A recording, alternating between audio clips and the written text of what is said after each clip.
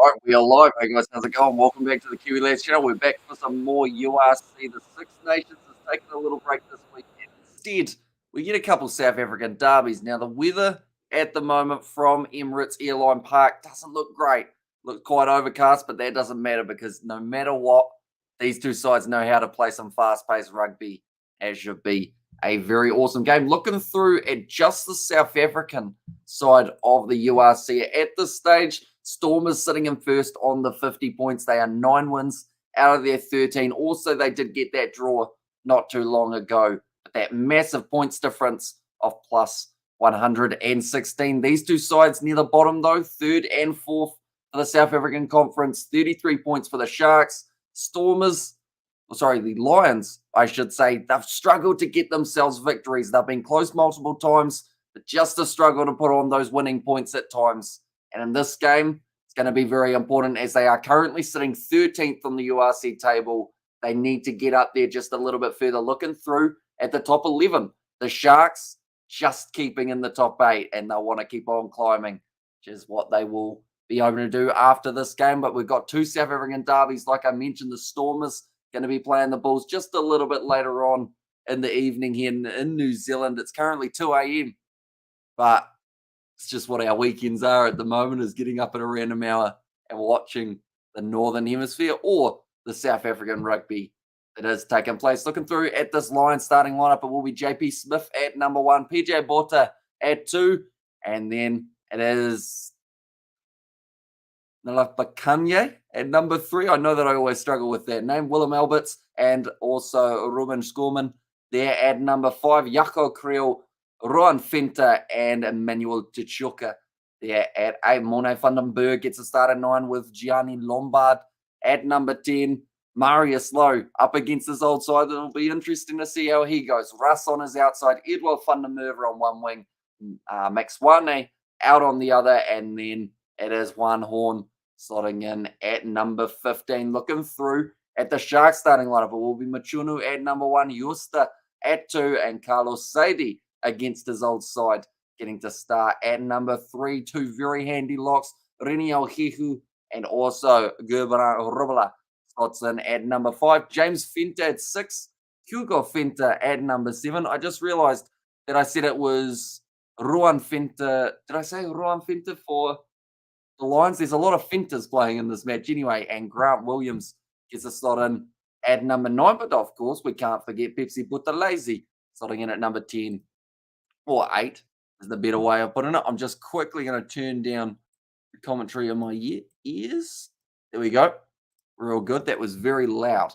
I did have to turn it down a bit. Kerwin Bosch gets a start at number 10. Rassi van Rensburg on the inside. Another Venter. He's going to be on the outside there. Francois Venter, Tucker Abrahams, Werner Koch, and Apalele Fassi slots in as fullback. These are your benches. A few good players to watch out for in this matchup. Glad to hear that, Novmum. We clear that stuff in no time. I know there, I should have read the first one, shouldn't I, rather than the second first. And there I have some good news. My CT scans showed it's not spread to the rest of my body. That is very great news for your Novmum. And yeah, hopefully from I believe you're doing the chemotherapy very soon, so hopefully that'll go smoothly for you. And then, yeah, you are able to get it out of the system. But it is very good to hear that they have found out that it has stayed in that one area rather than jumping about.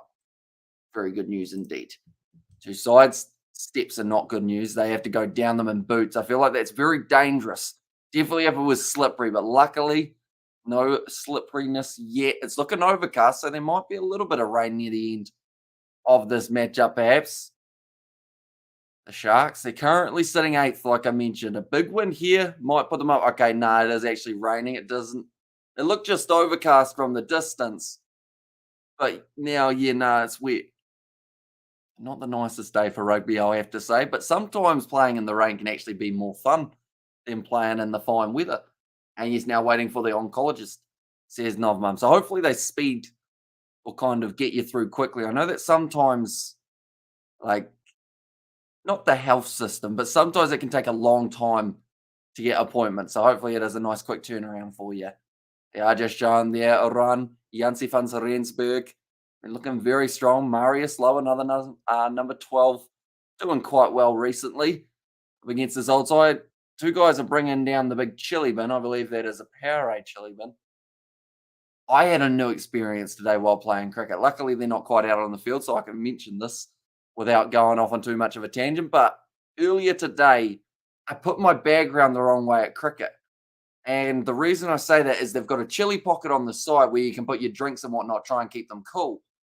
I put that on the side facing the sun. So I had a hot Powerade at like kind of the drinks in the final innings, which was the weirdest experience, but not the worst experience I've ever had either with like drinking Powerade. So a warm Powerade, I don't know how you get it that hot other than leaving it in the sun though. How you been, Hamish? Things good? Yeah, not too bad. We got our game in on Saturday, which was very good, which was yesterday.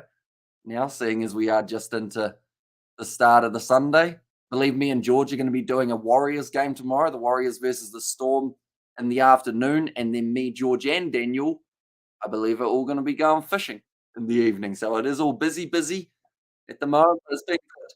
Slightly lighter weekend, I guess you could say, than some of them, seeing as the Black Caps have butchered it up against England. And how's it going, Hamish? Why are they playing South Africa or rugby during the summer in South Africa? Because it's raining, so it's nice and cool, John. Strategic. But it's just the URC season. They're going to have some games that are played in the South African summer, whereas all the other games are probably in the Northern Hemisphere winter. So it just works out that home games for these sides in South Africa, you'll end up with a mixed bag of whether it's going to be very hot or a little bit wet in the process. But the game kicks off. We are now underway, ladies and gentlemen, for this first match of the URC of the day. And it's a good offload straight away from the Lions. Like I mentioned, a lot of players enjoy playing in the rain. Ruben Schoeman. Sometimes the handling can be the thing that lets them down a bit, though. Right. Monet Vandenberg looks like he's going to consider kicking it high. He was saying that maybe Finta was going to be offside for his kick, but gives it back to Horn. And my goodness, Daniel, you find unicorns more often than that bloke. It's a shame, really, because he's hardly been on the channel, has he? And I don't think it's through not wanting to be. It's just been the schedule-wise. It was quite funny, though, because I was like to George, should we message Daniel and see if he wants to come in early for the Warriors game? And George was like, nah, he won't want to. So I was like, do we try? And he was like, nah, it's okay. So I don't know whether or not it's so much as Daniel hasn't sometimes tried to be in a stream. It's just more he hasn't had the opportunity, sadly. We're going to get him on one day, though. I don't know what stream it's going to be. Probably a Crusaders one, the Super Rugby. And I says, Amelia, welcome in. You're doing well. Currently, the Sharks with the line-out throw just inside of the 22. Looking to go off the back with Pepsi Buthelezi. Contact rather than passing off to Rancy Funds here at Rensburg. And it's actually going to be the early penalty to the Lions. Buthelezi ended up with a man on top of him. Dodgy sentence, but makes sense in this case. That was actually the big man, Emmanuel Tishuka. Is going to be playing 8 for this game. Seems to be able to really rotate throughout that whole forward pack, rather than just the loose forward trio. This is at Ellis Park. It is indeed. And so because Phantom of the Opera is officially closed, says Amelia. But you have got your book and the movie that you'll be able to watch through. How much of the book matches the movie? That's the big question. Because I still haven't read a book about Phantom and I haven't watched anything about it yet. I've been slack. I still haven't watched Tony's video either, which I do need to do. It's on the watch later. That was flat. Very flat to Marius Lowe, but it will be all right. Lions now looking to go to the right-hand side.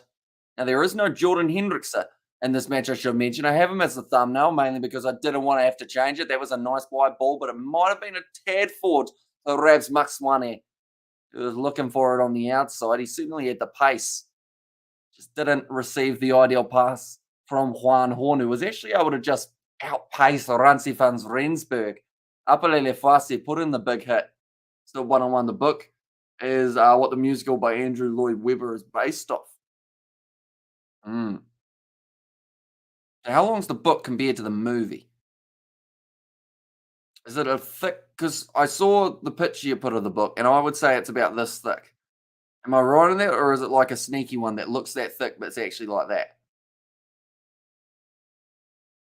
Oh no, someone's already busted open. She's only just begun. 3 minutes into the game.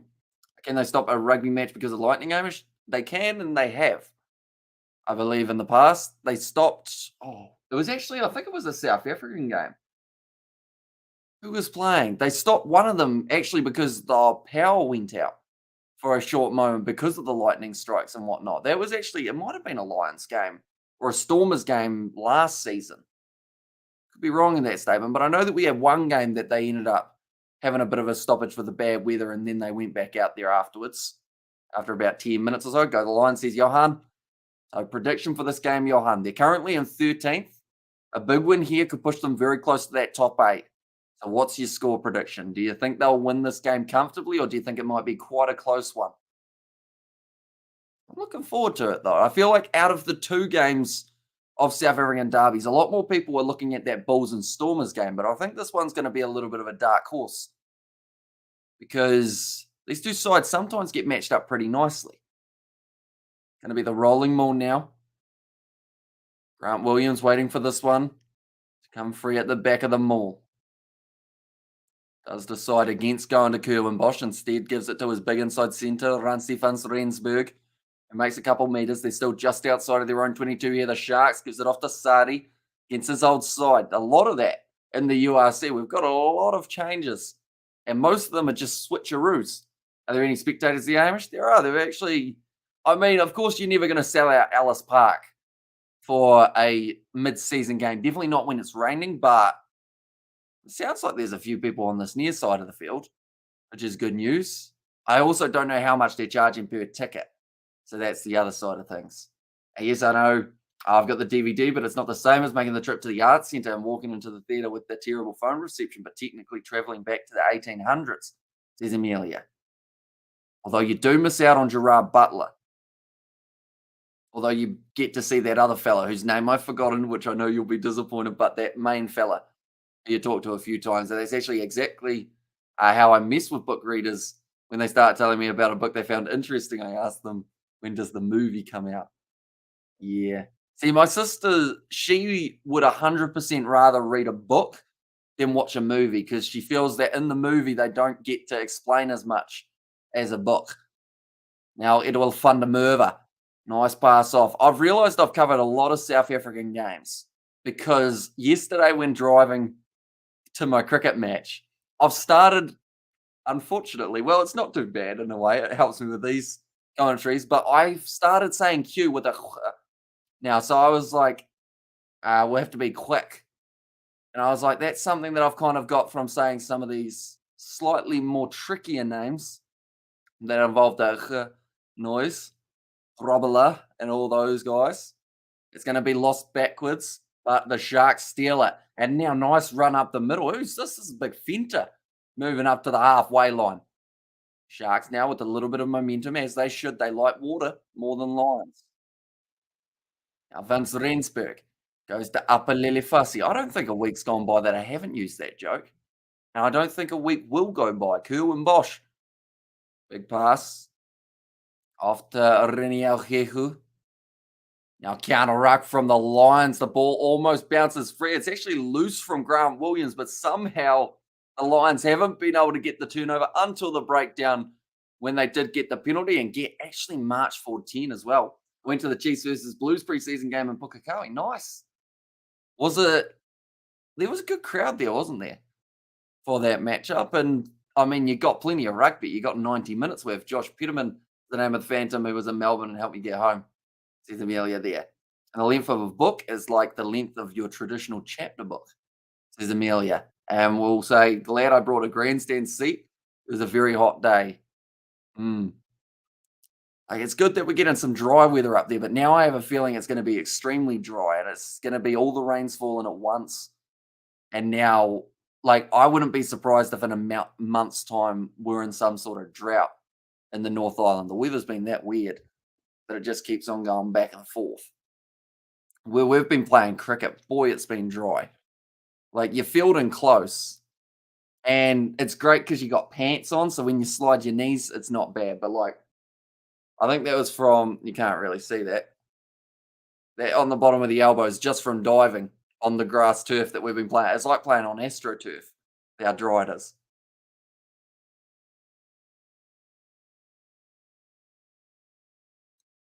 Early kicking chance for the Lions here. Unsuccessful. Goes away to the right-hand side, so it will remain 0-0 after the 7 minutes. And plus the women's game, 3 games there.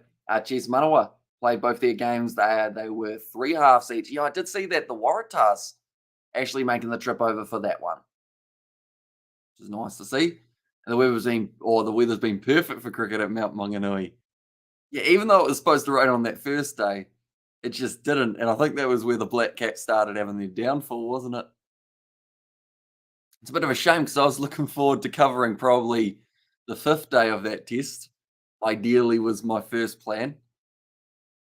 She might not go to a 5th day, but Stuart Broad, he's been bowling very well. We've got to give him credit for that. He just seems to be picking up those wickets nicely. All hospital pass. Lions getting put under pressure. Rabs Max Mwane hit by Jansi van Rensburg early. In fact, it's Rohan Van Rensburg, I should say. Be good. They combine the New Zealand Oz women's team, says Novmum. I think it's coming. I think Super Rugby, I don't know if they'll call it Alpaki if it's the 2 sides, but I think Super Rugby Trans-Tasman of some sort for the women's game will be coming soon. Because I feel like with the momentum off the Women's World Cup, you've got to keep women's rugby growing. And the best way to do that is give them a bigger competition, give them more opposition. And I mean, who doesn't love seeing a New Zealand side versus an Australian side? That's kind of what's made Super Rugby so special for a lot of people for a long time as well. Physically or mentally, some of my friends reminded me if I was going that evening, and it sort of gave me something to smile about, says Amelia. And why did the Aussies introduce this day-night test matches? It's a scam, says John. I think it's just to get more cricket in, to be honest. I don't know the exact reasoning behind it, but there was some sort of theory of give people a chance to go to the cricket after finishing a day of work. That was pretty much that. Right, they've already had a final warning for the pre-huddles in lineouts. Now, that is a rule that World Rugby have brought in, which is you're not allowed to huddle for very long at all before taking a line out. That is to stop the game from slowing down. I think sides are going to start really feeling that later on. The ball's loose, a big swinging boot from Edward van der Merwe. Wasn't actually able to get the boot on it. But now Werner Koch, he's knocked that ball free. Kerwin Bosch has slipped. Another knock on from the Lions. And that was very unfortunate because they almost got away with a massively important early try from a lot of handling errors. Not what they would have been wanting. Who was that man? That kind of looked like Emmanuel Tajuka. Is he starting off the bench? Has Sung Weni taken a spot on the starting lineup now that I look at it? Does that kind of look like Emmanuel Tajuka off the bench? I'm not too sure whether or not they've made a couple late changes. He looked a bit like him. Oh no, sorry. Emmanuel Tachuka's for the Lions. That was actually a shot of Vincent Tachuka, who is now playing for the Sharks. Like I mentioned, the Lions and the Sharks, they've made a lot of just changes between their sides. The downfall of the Black Caps started as soon as they walked out on the cricket field. Unfortunately, you want a more competitive test. It's not part of the World Test Championship, so you might as well try and spice it up. Yeah, that first innings, like, to be honest, New Zealand did very well to get back to being only about 20 runs behind after that first innings. But it was that first session when they were bowling, like those mix-ups, the drop catches, and the missed opportunities, you could then see that it just wasn't going to be going too well. Like that one of Cougar Lion, how he was going to be going for it, then Blundell looked up at it and went, no, you can have it if you want it. And then Cougar Lion had already called it was just a mess on them there. Yeah, Blundell batted well in that first innings, which was good to see. Apparently Lions trying to force the Sharks back a little bit further, who are only 5 meters out from their line now. It's kicked them behind. Good clearance from Bosch, getting some good distance on that one. Go like this. We will go like this. There we go. My Wi-Fi's been dodgy today, so I have to keep on checking to make sure that the speed doesn't drop too low. Hopefully, it does stay smooth for these 2 live streams. Oh, and I'm waiting to see Pink next year. Can't wait, says Nob Mum. There's quite a bit going on in the North Island. I know that you guys up there in Wellington had Ed Sheeran, I think. So I saw that Kaylee Bell was actually the opener for him, or she was on the card anyway, if you call it a card for the concert. She's actually a local girl where I'm from. Her mum taught me at school. Now Edward van der Merwe. Some low there, Grant Williams. The Lions protecting this ball well in the breakdown. That's something that they've done pretty handily throughout this one. Now in Clubber Kanye as well. Another advantage for the Lions. And I think it was something to do with the heat in Adelaide, Hamish, and the Aussies didn't want to play in the 40-plus degree temperatures. Martin Crowe gave sorted this Bazball out in no time. I would have sorted that Bazball out in no time.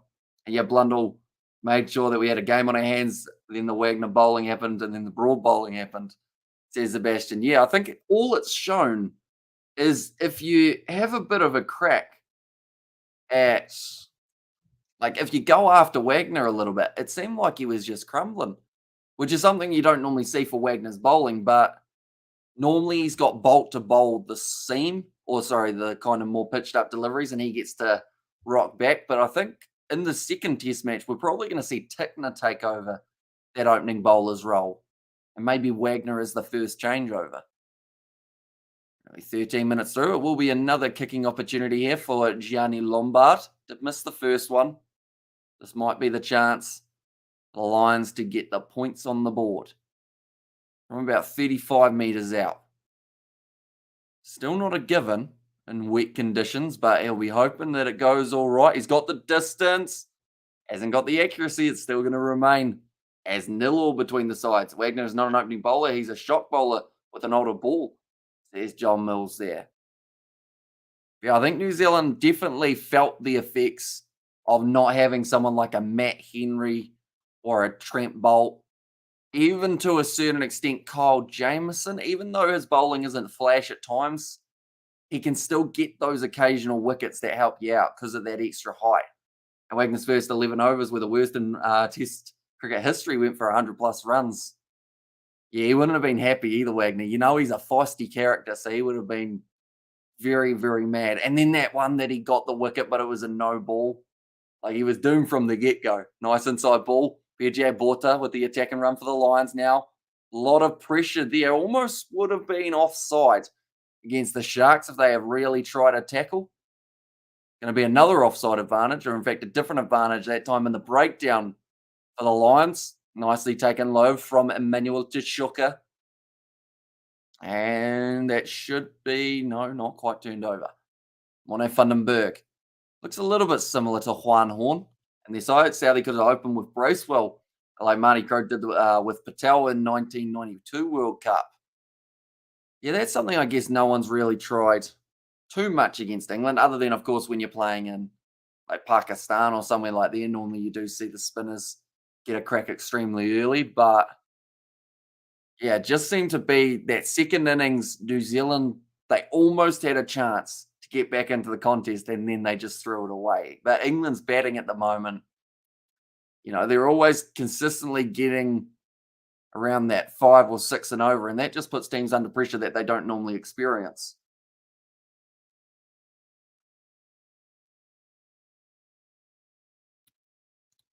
Yeah, so they did give the penalty for that offside. He's having a hard day at the moment, Daniel Yuste. He's got blood falling down the side of his face. And also has just been penalised. PJ Botha throws it in for the Lions. Now at the back. Looking to use this one quickly through their back line. It's going to be another knock on from the Lions, though. This is very costly for them at the moment. Those little errors, and they have got the attack. It seemed like the timing was off there for that set play, though. Blair Tickner is a decent addition. Matt Henry and Kyle Jamieson should return in no time. Trent Bolt will be massively missed in the Kiwi changing room. You don't know what you've got till it's gone. And Trent Bolt, I mean, I heard rumours that he had joined back up with this squad, but I don't know if they were just rumours or if that's actually the case. I think they might just be rumors. I've gone to the fandom the amount of times I did, not at all. I haven't been bored and come across the film on Foxtel back in November, says Amelia. That is true. So I'm sure that Foxtel, even though they won't realize it, they should have made some commission, which they wouldn't have. But like I said earlier on to you, how because you went so many times, theoretically, you should have hopefully funded their next trip to town. And whether or not they do Phantom of the Opera again, I don't really know how it works with the musical slash opera kind of scene. Whether or not you do one set of plays 1 week and then you kind of do a tour for a month and then you have to learn a new script, or whether you're just like you are Phantom of the Opera, that's all you do. I don't actually know how it works. Because like if you do what's another musical? Les Mis. That's a musical, isn't it? Yeah, if you do Les Mis, like do you then like in a couple months' time go, hey, I'm back in Phantom? Or do you not? Do you just Les Mis? That's the question. Oh, the Elimination Chamber's coming up soon, isn't it? Is that today or tomorrow? That's going to be kicked nicely downfield. Taken by Max Wane inside of his own in goal area, passes across to Horn, and that one fine touch. Fines touch. Should use S's on the end, shouldn't I? I think you need to bowl 6 stump line to them and pick the offside, and you need Colin de Gronholm and give and Gave Larson type bowlers. And they do like 8 shows a week. There's understudies who go on in case the main person cannot go out or go on for reason. Chamber is on tomorrow. So is that tomorrow Australian, like Monday Australia? Because the Royal Rumble was on a day earlier than they normally are, wasn't it? And it confused me big time. There's also UFC, I think, today. Oh, we've got Daniel Houston just bleeding out of his face. We are going to have a little stoppage, yeah. Andrade versus Blanchfield. I'll be honest, looking through, some might call it a slightly anticlimactic card. Alex Hernandez, Jim Miller might be all right, though. Bit of a veteran versus young guy. I remember when Alexander Hernandez was going head-to-head with Cowboy Cerrone. Got humbled a little bit by the veteran. That's a knock-on from Van Rensburg. He almost was able to get the turnover, but just out of his reach. Now Morne Vandenberg. It's a break for the Lions. Wide cut-out pass. Nicely taken by Edwell Vandenberg, but just had to take that little bit more time. He breaks through 2 tackles. One more pass on the outside. Back to Lombard. 2 meters out. The Lions just consistently keeping that ball alive. And the difference there was the ball was sticking to the hands. Now run from Emmanuel Tachuka. He's going to be held up, and it's a goal line dropout. Chamber is on tomorrow at 12 p.m. Australian time. And which Australian time? Australian Eastern time. So what time is it there currently, Amelia? Because you guys have ticked over to 12:24 a.m., haven't you? Because or else then it's today for me. Time zones are hard. Like they're the one thing I always struggle with. I noticed I've got a bit of energy though, even though it's currently 2:24. Spent the day in the sun, squeezed an hour and a half sleep before this live stream, which is quite nice. But I always find after a weekend of cricket or a day of cricket, so technically today, is it? Oh, so it's actually like later on today. Okay, good. Now, I also know that in certain extents, for back when the Royal Rumble was happening, I actually ended up going into the keyword, like, I don't know what it's called, but I pretty much made it so that people weren't able to type Royal Rumble in the chat because I didn't want anyone spoiling it for me. So I think certain wrestlers' names still don't actually come up in the chat, fun fact. So that will be an interesting one. I probably need to change that, but every year that I've done YouTube, someone's told me who's won the Royal Rumble before I've even got to sit down to watch it. Spocker said, hi, Amish, the player scores with ball on the touchline, meaning it's in touch. On replay, the ball is frozen where it just touched the ground. Referee gives try based on the replay freeze. Is it a try? Wait, so the player scores with the ball on the touchline, meaning it's in touch. On replay, the ball is frozen. where it just touched the ground. Referee gives try based in the replay freeze. Is it try? So if it's clear, conclusive evidence that it hasn't touched that touch line, it's probably going to be a try. Because I think they're starting to take the on-field into consideration a little bit more. But here's one for you in Super Rugby. The yellow card rule has changed a little bit, just to make it confusing. Pretty much a player can get a yellow card, and then for the next 8 minutes while they're off the field, the TMO can then decide whether or not it's worthy of ramping up to a red. And if it is, then you can't put that player back out on the field. That kick, oh, it's missed again. Gianni Lombard, this would be 9-0 for the Lions had he been able to take his kick. So it's on in about 11 and a half hours. Wow. I'll be asleep in 11 and a half hours. That's a bit of a shame, isn't it? But then we've got the Warriors versus Storm game. They won last time we watched them. Let's see if they can do it again. Right, Dylan Richardson, he got a very short amount of time out there while James Fenter was getting patched up as well. There's some big hits going on out here on the field, as we know that there would be between the South African sides, already a quarter of the way through this fixture. Oh, he's dropped it cold. It's gone forward as well, unfortunately, for Marius Lowe. He's not happy about it as well. Yeah, that one just went straight through. I don't even think he was looking at the opposition to see them charge at him, but just went straight through. And also we have got there these tosses are bringing rugby into disrepute. Someone scored already, Sebastian. Yeah, 3 misses at goal is something you rarely see. 3 in a row anyway for the first 3 of a match.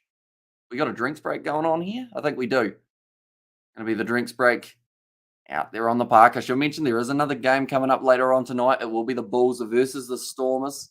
It's always a good game of rugby when those two sides clash. But it's always a good time when the URC games are taking place. Even if they're in the middle of the night, there's just something about it when two South African sides play each other.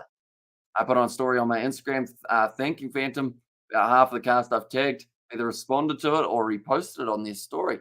There's Amelia there. Nice. Getting them retweets or repost it. You can tell how much I use Instagram, can't you? I don't think I've posted on the Kiwi Lads Instagram. And I've added one photo to my own Instagram. That was in about 2017. And I was like, see you all in 2023 or 2022, just because I was like, I don't upload. So it's surprising that I've been able to stay consistent on YouTube. I feel like in a way, it's quite the accomplishment, because if it looked anything like my Instagram, I would have done a live stream about 4 years ago, and then that's it. LA Sevens next weekend, it's round to Super Rugby. It's going to be tricky because there's some decision making I've got to make, because we've got Moana Pacifica versus Fiji and Drua at 4:35 on Saturday. My team are playing cricket 30 minutes up the road. It's the Pacific Island clash. The game at the moment for us, it's one of those matches that I guess you could say at this point of the competition doesn't change too much. So I'm possibly going to be missing cricket, but then that's also because I've pretty much buggered my groin. So it might not be a bad thing taking a week off, or even only playing half a game if they are short. There was one time you joined an Instagram live with Xavier last year back when my hair was long. Says to me, yeah, I think I've joined 3 Instagram lives in my lifetime. There was that one. I've also joined one that was Ethan de Groot. I have no idea how I ended up there, but he was just showing all of the crates that they have finished on crate day, just showing all the empty beer bottles and all that stuff. So I was like, okay, that's interesting. And then maybe one for the Panthers after they won the NRL, I think was the other one that I ended up on. Now, going to be the line out for the Lions. They've been told again, hurry up, get to it.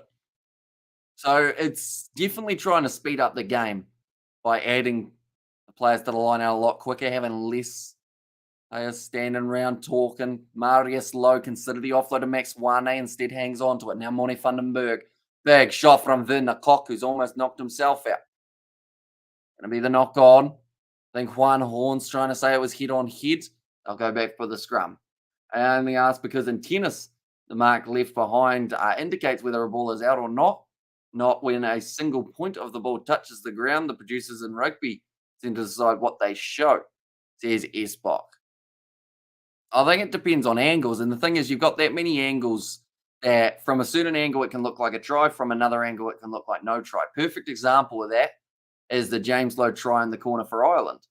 You look at that one from, I believe it was the inside of the field, looked like a try, looked like he didn't brush it. You look at it from that camera angle way back, and it looks like his foot brushed it on the side. So there's a lot of question marks because depending on the camera angle you've got, it actually depends on what you might see. And also it depends on what people see because if you're pro Ireland, you're going to see that angle that looks like he didn't put it or put the foot in touch. If you're against Ireland, you're going to see that angle that made it look like his foot brushed it. And I think no matter what, someone's not going to be happy at the decision. Grant Williams puts the ball in, nicely hooked back by Daniel Justa. Getting a big opportunity here in the starting lineup for this game. Kicked him behind from Grant Williams. Vernicock chases, but it's taken inside of the 22 by Juan Horn, who kicks it downfield off his left and does find touch down by the halfway line. Juan Horn. What does that say? Top 100 ranking. He's number 29. I didn't even know they had a top 100 ranking. But now that makes me want to look up who the top 100 URC players are. URC top 100. Oops, that's 101. Player statistics. Who we got? I want to know who number 1 is. Do they have that? Clubs, top 100. There we go. This will tell us what we need to know. How many South Africans are up the top? Right, so at the moment, Eben Etzebeth is ranked number 1. Emiliano Boffelli 2. Sia Khaleesi 3. Josh Van den Flair and Dan Sheehan, both Leinster boys, sitting at 4 and 5. That's something I didn't know was a thing up until now. Fun fact. Nice attack and run from the Sharks, though. Of course, Eben and Khaleesi both not playing in this game for the Sharks. The Sharks, they really haven't visited the opposition 22 until now. Here comes Kerwin Bosch running right up the middle, scores the try between the posts, and that will hurt the Lions big time because they've been so good in terms of getting those opportunities to take points, and then they miss 3 kicks in a row. Kerwin Bosch did not miss his opportunity, though. And like I mentioned, that's probably one of the first times we've seen the Sharks inside of the 22. Did you make a core of yourself in 2K22? I haven't. Mainly because I'm terrible at making like player creations. Like that one that I did on Rugby Challenge for my Be a Pro. That was probably one of my better like player creations I've ever done. Because I spent a long time trying to make it look as good as I can. Normally what we do is just use the wrestlers we've already got type thing. I've got a nice big bruise on my wrist from the cricket ball, I've just noticed. Mainly because I put my thumb on it and it did that little stinging part, unfortunately, but she'll be right. Bruises heal, don't they? That's the good thing. Now Kerwin Bosch puts it over, and that'll make the score 7-0. Like I mentioned, that's hard on the Lions because they had a good chance. And unfortunately for them, the ankle tap was missed by Kanye. But saying that, that's not his job to make that tackle on a fly half charging through. But on the board, the away side, Kerwin Bosch actually got a bit of a cut the side of the face as well. There'll be a lot of bloodshed between these two sides by the looks of it. Now, Gianni Lombard, let's see if he can kick this one.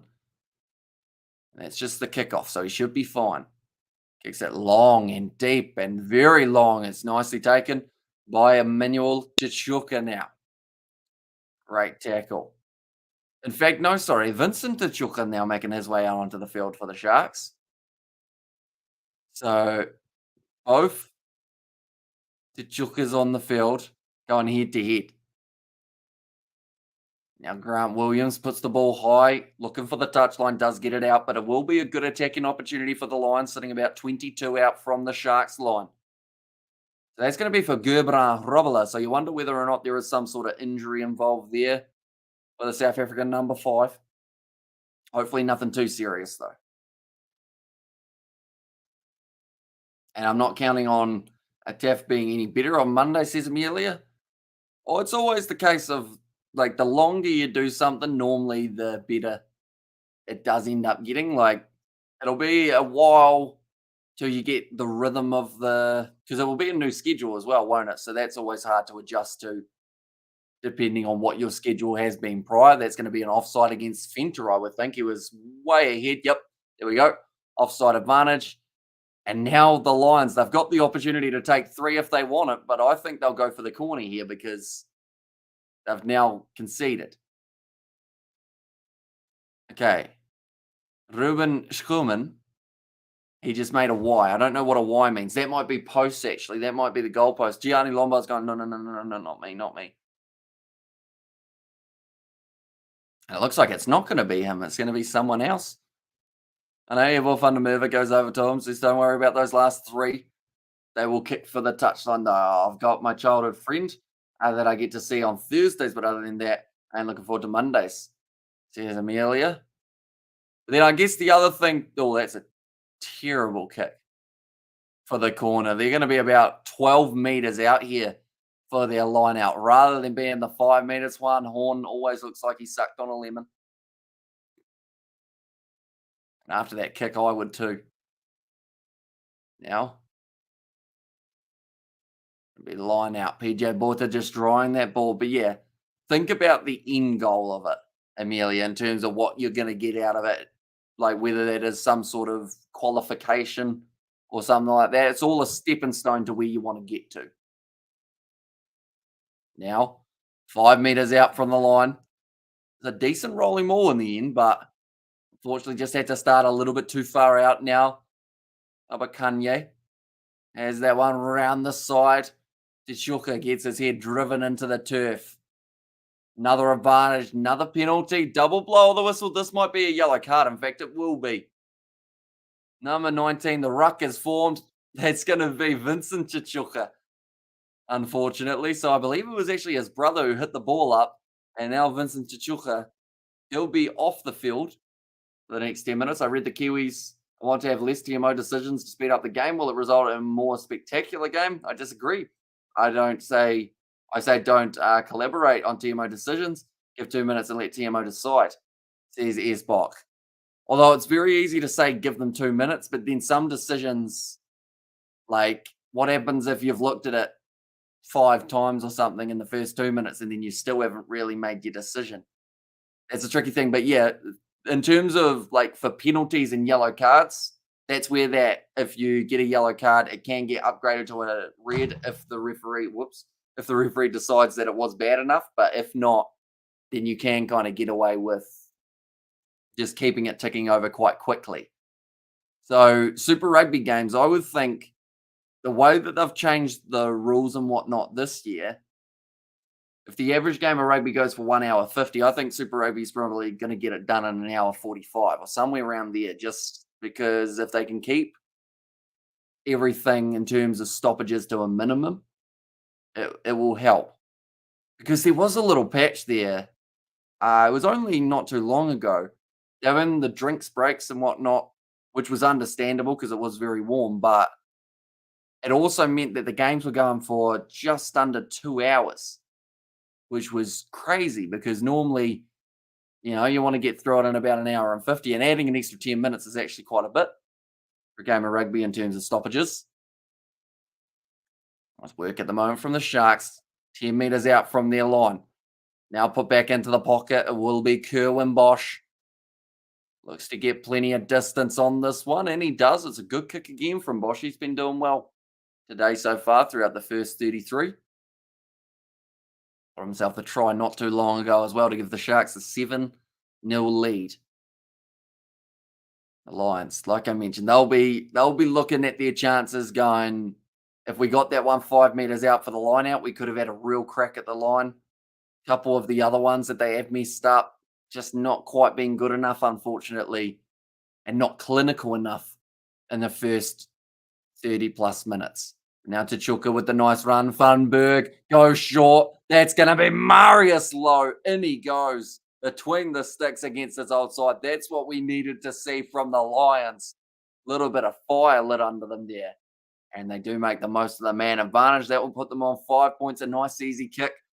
So it will also give Lombard some confidence, you would think. Just a short run from Morne Vandenberg.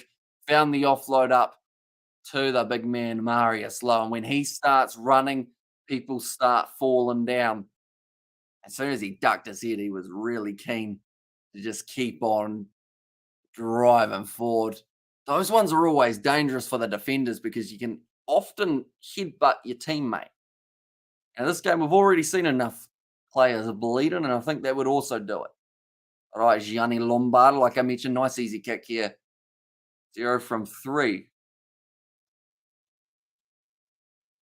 Which is where someone like a Jordan Hendricks might have been quite handy. Does anyone know why Jordan Hendricks isn't playing this game? Is there some sort of injury, or is it just that they've decided to give someone else a crack? Marius Lowe fired up. 5 minutes left in the first half, and still the man advantage will be in favour of the Lions. This is the time now to try and really put your foot down, test out your gas tank for the final 5, and just really just throw everything at the Sharks. Best way of putting it. Just give them something to think about going into halftime. Like a 7-point deficit. Morne Vandenberg waits for this one at the back. On to the left. PJ Bota. Nice work again from the big man. So Morne Vandenberg's looking for the box kick. No, instead actually goes back to Juan Horn. Hopefully he kicks this one better than he kicked his last. No, it's a shocking one again. Now Juan Horn got it about 15 metres out from his own line. I don't know what's happening with him at the moment. He seems like he's just not happy. Don't know if he's sulking or what, but he's not doing well. Oh, there we go. For the first time, it's going to be a free kick because they were taking too long as the Sharks were having their huddle, and you're no longer allowed long huddles. So whether or not that was to try and slow it down a little bit, the Sharks there, either way, it's hurt them. And now it looks like the Lions, they will be kicking this one way downfield. Now, unfortunately, one of the big men actually wanted to have a scrum there, so he won't quite get his wish, but they've kicked it downfield. It will be the Sharks line, and you can tell that they'll certainly be throwing this one in just a little bit quicker than the last. Okay, next one is a penalty. So first one that they get you for is a free kick. Second one is a penalty for the huddling. So that will certainly speed up the set piece. Now the Sharks close to the touchline on the far side, sitting 50 metres out. Grant Williams gets it out. Now, Van Rensburg hit hard in that tackle, driven backwards by Emmanuel Tchuka and also Gianni Lombard. 3.5 minutes remaining in this first half. And if the Lions can get out of this with another few points on the board, that would be a relatively successful half for what has been also a slightly lackluster one. Whereas if the Sharks score now, that slaps straight out of his hands. Going to be a knock on. Now Fenta goes across to Pepsi Butalese. Big rush defense there from Marius Lowe. Now the space starting to open up. Bosch goes one more. The man on the outside, Francois Fenta. Referee can't see both sides of a scrum. Gives penalties based on what he sees from one side. Why does assistant referee not assist? I've never seen assistant referee indicate penalty because the ref didn't see the other side, sees Spock.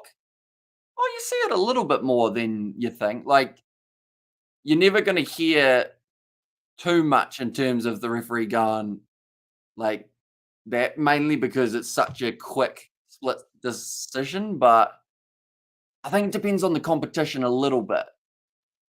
But there are times when the referee will then switch to the other side of the scrum, which is when the far side decides that they'll go for the slightly scrappier looking one. So yeah, you wonder whether or not are they going to try and, are you saying they should have a TMO for a scrum, or what are you saying? You don't want scrums, or what's the go? Currently, looks like Daniel Juster this time receiving some more strapping around his head. He was bleeding earlier alongside James Fenter, who did have to go off the field for his blood bin. Should be all right, though, hopefully. And a little bit of rain's probably making it slightly better with the blood bin just because gets that blood to drain a little bit quicker. You got a bit of water to work with rather than it just drying up. Gonna be 15 meters out.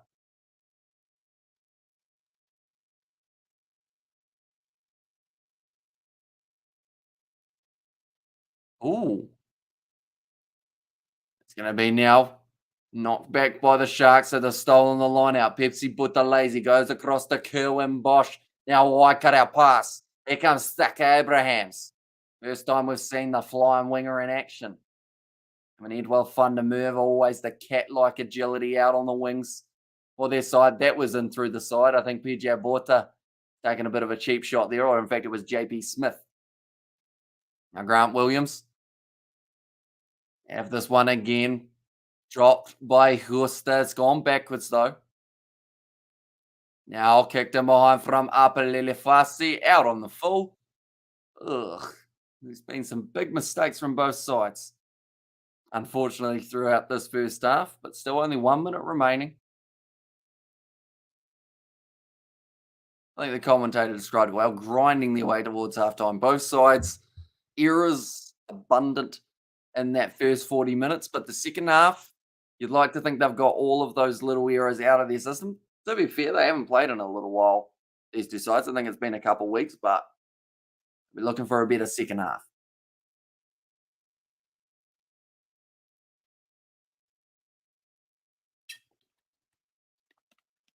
Big run from Willem Alberts.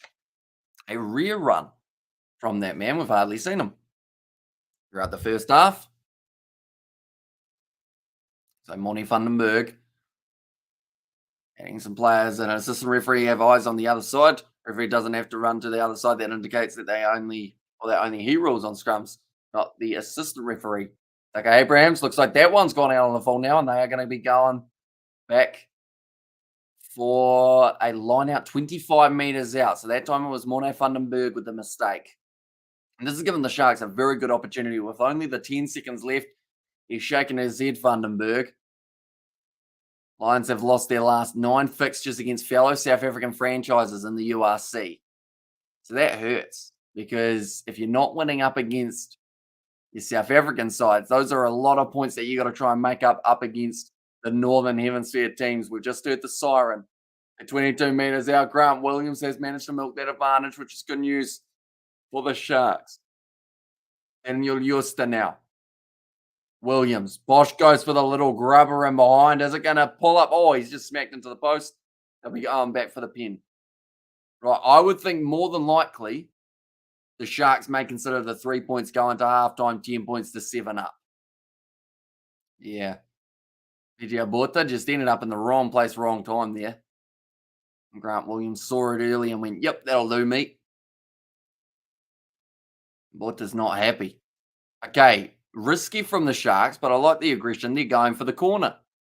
Rather than taking on the 3 points, they think even with their man down, they can still get this rolling maul going. In fact, this will be one of the first times we've actually seen the rolling maul from the Sharks, as this is only about the second or third time they've been in the opposition 22, which is why sitting at 7 points to 7 is quite impressive.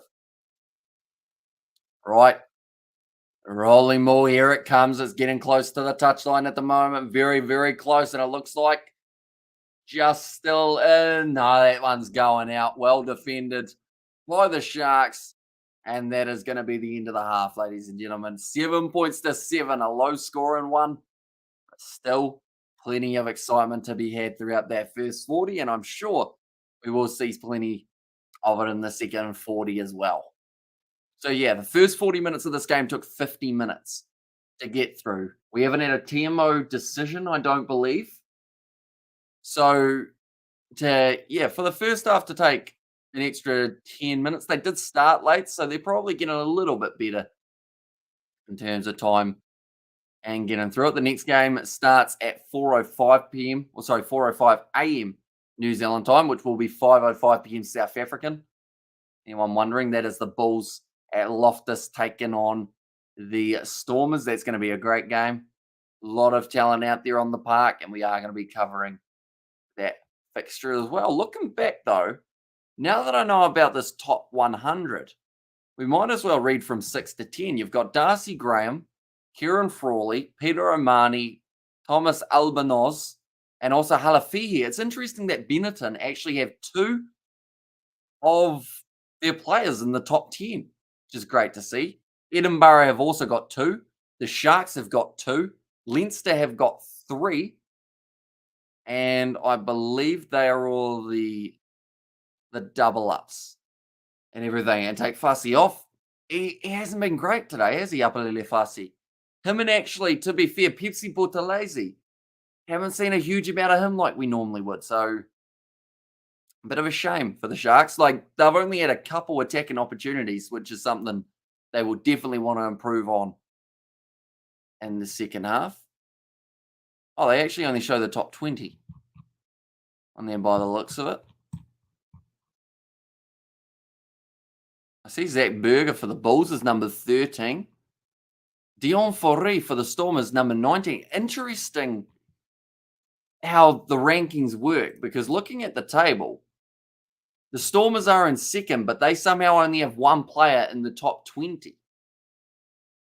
So that's interesting. Sharks have 2. They are currently sitting in 8th.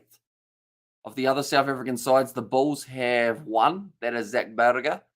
He's at 13th. And then also the Lions, they do not have a player. The highest Lions player is actually Henko van Vig, number 23. And then after that, Juan Horn. He'll be dropping drastically after this game. If there's any rankings that are based off playing well, he has not played well in this game. So you think that he'll probably drop into the maybe 30s or 40s, or maybe 40s or 50s after this matchup. But this is the current table. The Lions sitting in 13th, so a little bit further down. They've got 24 points. A big bonus point win here would push them up to 29, and that would keep them in the hunt for that top 8. But until they get themselves a win over a South African side, which they have not been able to do the last 9 times that they have gone head-to-head in a South African derby, until they get that win, they will find themselves slowly creeping out of title contention, because we haven't got too long. At the end of the day, 13 games played by these sides. There are 16 teams in the competition. I believe you play your own conference twice, and that's where those losses are really hurting them. But I believe we've got about maybe 6 rounds left of games, and then we're into the playoffs. That will be when the top 8 really start to shape up into a top 4, and then eventually we will find ourselves with a nice final. But in this first half, players who have done well, I would say, if I had to pick one player for the Sharks, I mean, Rowan Janse van Rensburg's been solid, but, it's like it hasn't been anything that's lit the world on fire. Yeah, and I think the same could be said actually about the Lions. The best of their players, probably Marius Lowe. And then also we're seeing quite a bit, someone like actually Alabakanye's done pretty well. And also we have got there, if the Sharks lose today, I'm becoming a Stormers fan. Is it Sele? Sele? Hopefully I've said that correctly. I do apologize if I've got your name wrong. I know that your last name, I haven't got that nice click, so it wouldn't sound as good if I said it. Is it Kaba? Not quite Afrikaans yet, sadly. And what the F is Fussy doing? Yeah, there's been some shocking moments for the Sharks, although they've been very lucky because the Lions have missed 3 penalties. They also tried kicking for the corner and ended up about 12 meters out from the line. So that was another mistake that they did end up with. But yeah, something's going to have to change in the second half, because or else then the Sharks are going to allow the Lions just close enough in this fixture that maybe late they start to get a little bit of hope. And that's not what you want. You can call me Morgan. Morgan is a lot easier. I'll call you Morgan. Welcome in, mate. Hope you are doing very well. I would assume you are in South Africa. It's a nice afternoon game for you here. You're back in the Sharks. What do you think will be the full-time score? Do you think they can turn it around? Because the bench, to be fair to them, they've got a good bench here, the Sharks. There we go. They have got Ben Tupawai. I feel like he won't be too far away, and maybe a bit of a reshuffle in that back line. Francois Fenta, does he play anywhere other than outside centre? That's a slight problem they've got, though. If it's not Apalele Fasi, Cameron Wright, I don't think, doesn't play a lot of fullback. Kerwin Bosch might dabble, so it might be the case of having to stick through Fasi and see whether or not he does all right. They're going to have Nohamba on head-to-head with him, but Morne Vandenberg, other than that last-minute kick that he did get wrong, he hasn't been too bad throughout the first half. Vincent Tachuka, he's already actually received himself a yellow card after being on the field for about 2 minutes, which is quite impressive. But Fezambata, the replacement for the Sharks, no. Who's their normal fella that I've now forgotten? Normal number 2. I can see him for the Sharks, but I can't remember the name. I keep on thinking Johan Robela, but of course he's going to be playing for the Bulls a little bit later on in their game up against the Stormers. But Dylan Richardson, I think, is going to be a handy guy to have come off the bench for the Sharks. Sangweni and Streley. Should be a good second 40 because both sides left plenty to be desired. A lot of mistakes for the Lions. You'd say that it was more the opportunities that they weren't quite able to take when they had arisen. They'd probably be sitting on about 16 points if they had been able to get their conversion. The Sharks' territory hasn't been great, but they also haven't looked too bad in defence, so that's been helping them massively to keep it to just the 7-7. We've seen Marius Low score once, and we've also seen Kerwin Bosch get himself the try for the Sharks, but those are the only 2 that we have seen so far. Quickly looking through at the other URC fixtures. Of course, I mentioned the Bulls are going to be playing the Stormers a bit later on tonight or today for you guys in South Africa. Apparently 3 a.m. here, but it doesn't feel like a 3 a.m. game for some reason. It feels like I'm sitting here at about lunchtime. I think I'm just sleep deprived. But the other games of the URC that we have got coming up in the near future, we have got the matchup taking place between Zebra and Connacht. That kicks off at the same time as Bulls versus Stormers. Then it's Scarlets, Edinburgh, Cardiff, Benetton. They're both the 6:15 a.m. kickoffs. And then Leinster play the Dragons at 8:35 a.m. Then in 6 days' time, Sharks play Ulster. Lions play Glasgow. I believe that might overlap with the Six Nations. So it's getting tricky at the moment. There's a lot of competitions all starting up at similar times. We've got the Super Rugby coming back next week. URC is going to be in effect. Also alongside that, there is going to be the matchup taking place for the Six Nations. So we've got 3 on top of that. The LA 7 is going to be happening. NRL, luckily, doesn't start till the week after. There's a test match going on for the cricket. I believe South Africa, West Indies aren't too far away from starting. It's good fun. I think that's why I enjoy these late night live streams, though, because I feel like even though this is the time where I possibly should be sleeping, I'm going to add a little bit more light because that looks like there's a sun behind me. Whoops, that wasn't the right button, but it's worked. There we go. But yeah, I think even though I should be sleeping at these hours, it's kind of nice because during the day's been busy as well. So like this is kind of the chill out time. This is my time where it's nice and quiet. Everyone else is asleep. And just get to watch some good rugby. Get to chat along with you guys as well, which is always a lot of fun. We will be going through to about 6 a.m. today, New Zealand time. Another 3 hours left. Casual Sunday, as I like to call it, here on the Kiwi Lads channel. So anyone who is new, be sure to leave a like and subscribe. We're going to be doing a lot of the Cricket World Cup. No, sorry, not the Cricket World Cup. The Rugby World Cup, which is actually only, I'll tell you the exact days, because we were doing a countdown from about 900 days now till the World Cup. It is only, can report, it is going to be, where'd you go? Where's the World Cup? 204 days. Almost less than 200 till we get to see the World Cup in France. 119 till the Ashes. between England and Australia. I'm very much looking forward to that series. It's a shame that it's going to overlap with so many other things, but I think we're going to have to make it happen because the Ashes is just the Ashes, isn't it? And go the Lions, says Johan. And there, you're still backing them. What is your score prediction for the end? Johan, do you think they can get the job done? I mentioned those stats, how they are 9 games in a row they have lost to South African rivals. This is where they need to get it right. And they've got a huge opportunity to get it right. At the end of the day, the Sharks, they're a man down for the first few minutes. And also, they've only been in the attacking scenario about 3 or 4 times inside of that 22. Because that's something that I want to do at some stage, probably in the near future, is go through and find out exactly what sporting events are happening this year that we're going to be covering on the channel and just put them all in some sort of spreadsheet so that I know exactly what our plan is pretty much. And what happened to the boys in Dwarf Hamish? I already got sconed, says John. I haven't actually seen anything of India versus Australia at this stage. I know that Australia were bowled out and then India started off not too flash. But other than that, I actually don't know too much about what has happened in that game. I'm wearing my Shark shirt for good luck. Hopefully it works out for you. I know that when I was sent a Chiefs kit by a Chiefs supporter, it actually was the season that the Chiefs made it all the way to the Super Rugby Trans-Tasman, or in fact Super Rugby Aotearoa finals. So maybe it will have the same effect. And I think so, 18-15 Lions, says Johan. So you're going close.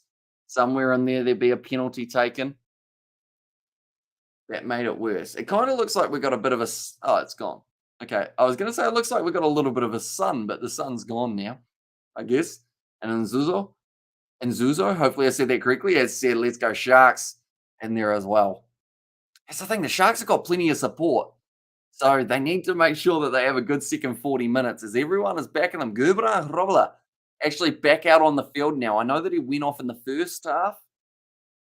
That was actually for Tichuka, who I guess has served its time for his 10-minute yellow card. Okay, he was on the field as a temporary replacement for Gerbera Robela. So he would have been a bit annoyed, Robela, because he would have been coming back out there probably after a couple minutes, but instead had to wait his 10 minutes. Let's go Sharks. Says Nzuzo there. And 17 Lions, 30 Sharks. Is that with or without a bonus point? Morgan, do let me know. Because it would be, they'd need 3 more tries. Is it still raining in Joburg? It does seem that way at the moment. Emirates Airline Park looking damp at the moment here. Which I guess you could say is one of the reasons we've seen a few more drop balls, but at the end of the day, I think both sides would have been a little bit disappointed with their handling anyway. Half time seemed to go quite quickly. Now, it's going to be the throw for the Lions. They're 40 metres out at the moment. Doesn't look like it's PGA Borte anymore. They've actually decided to make their change early at number 16. Now the rolling maul. Van Veeren. First season for the URC. They've got the advantage. It goes down penalty. Goes their way. And no, please give us a chance, says Johan in there. Oh, bit of push and shove. Was Daniel Juster just falling over? Bit more push and shove there as well. And now everyone's running, and Werner Koch has taken someone down because I think Daniel Juster was still getting fired up, even though the referee was telling him not to. Time's off. Oh, number 2 is going to get called to the principal's office. I think he's going to get in trouble. I wonder what the ruling's going to be here, because I know that they're trying to cut down on stuff off the ball. So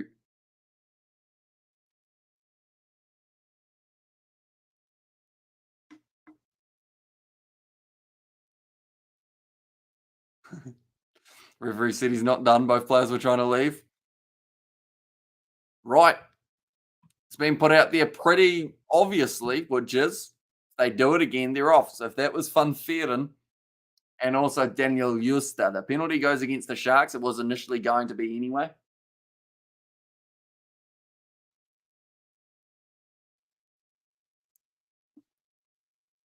Okay, pulling a player out of the maul by his neck. Is Kerwin Bosch playing? He is. He actually is the lone try scorer for the Sharks in this matchup. Does score in about the 25th minute, somewhere around there. Yeah, we haven't seen a huge amount of try scorers. Just the one for the Sharks, and also it was Marius Lowe against this old side for the Lions. That was a little bit later on, around that 32nd minute. Now trying to drive it towards the touchline. Robala doesn't get it to move too much. Morne Fundenberg searching for this one at the back. Now it marches forward just that little bit further for the Lions. Still dry. Very good rolling ball at the moment for the Lions. 10 meters out. This is better. It looks like they've even got Edouard Fundermover. He looks so out of place trying to drive there. He was getting the little legs pumping. Now it looks like the Sharks have gone right through the middle, though, and they will get that turnover. Brilliant work in defence. Interpol, I like that one, but the Sharks will now end up with the scrum. See, the defence has been good from the Sharks throughout this match. The only time that was a break was Morne Fundenberg doing that short pass up to Marius Lowe, who just steamrolled towards the try line. But other than that, it just seems to be anytime the Lions get close, the Sharks have enough to be able to then get the turnover or win some sort of penalty. And looks like the Sharks are lost without Eben, says Barry. Although they do change their side a lot, don't they, the Sharks? Because thinking about it, they don't have Eben Etzebeth, they don't have Sia Khaleesi, they don't have Makazole Mapimpi, Lucanio Arm, front row Bongion Banambi. They don't have him. Oxnishye. They don't have. I'm sure there's more as well if I was listing.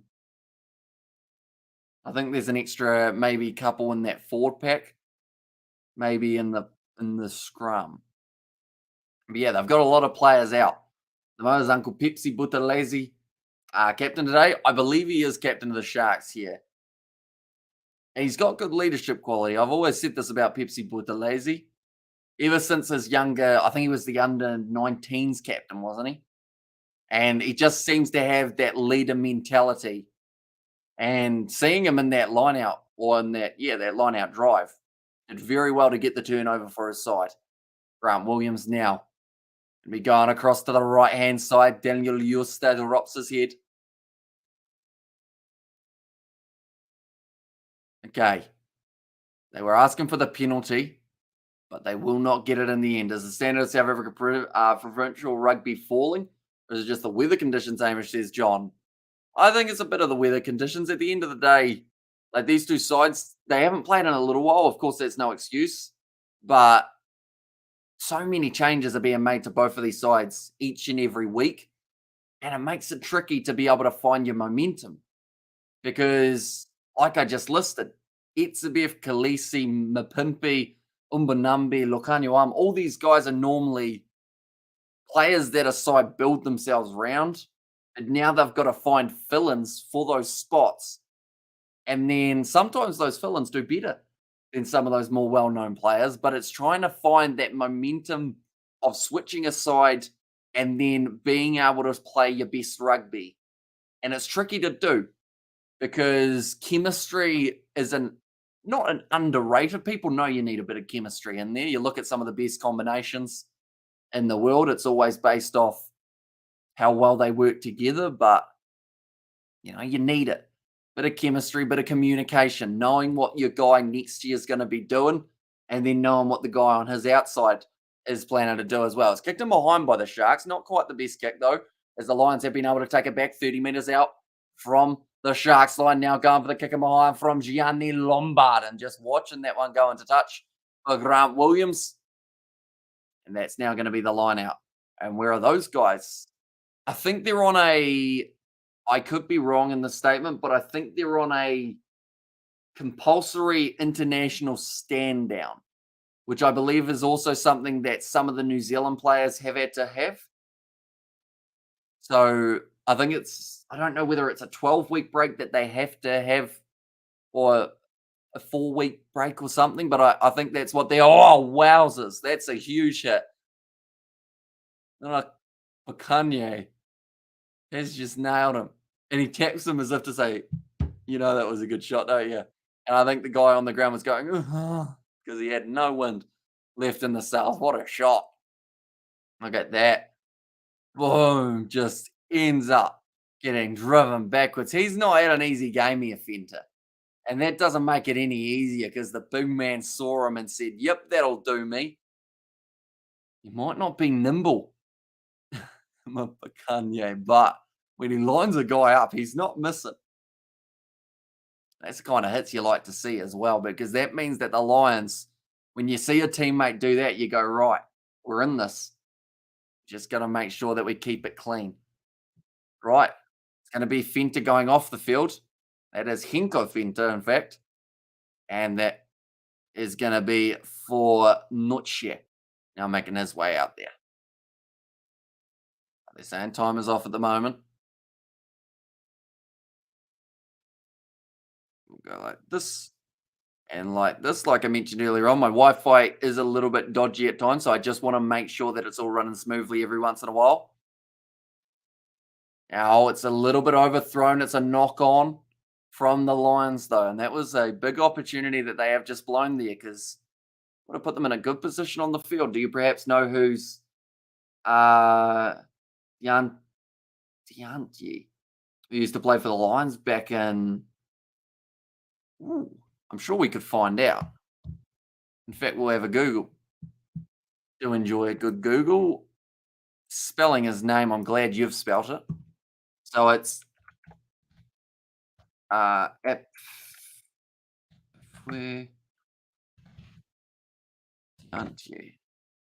African rugby player. Was he involved in some controversy at some stage? His rugby career, I think it says it's ended in 2018. They're saying that he hasn't played for anyone since. Did he have... I think he might have had some controversy. Oh, in fact, he played for the Lions in 2019. I don't know. Oh, yeah. So he tested positively for some very, very long named enhancing drugs. So that's why he hasn't played since.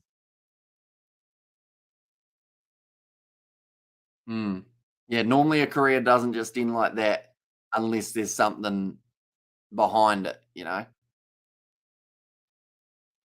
Right, 5 meters out. It's going to be a scrum now for the Sharks. Vincent Tachuka, he'll make his way out onto the field. He's already a yellow card, so this is a weird territory for him, because if he gets another one, he's actually red carded. Whereas normally as a reserve, you've got that little bit of an advantage that you haven't played too long. So if you're a little bit too keen, you don't get... Well, he's coming back this year. Do you know who he's coming back for, Luke? Is he going to be a Lions boy again, or is he going somewhere else? Daniel Justa. Oh, the voice crack was lovely there. With the Shark close. Round the side. They go off wide to Faka Abrahams, and he will get the try. That is the second of the match now for the Sharks. And the chance at the bonus point is still alive. He was a great wing, that guy, says John.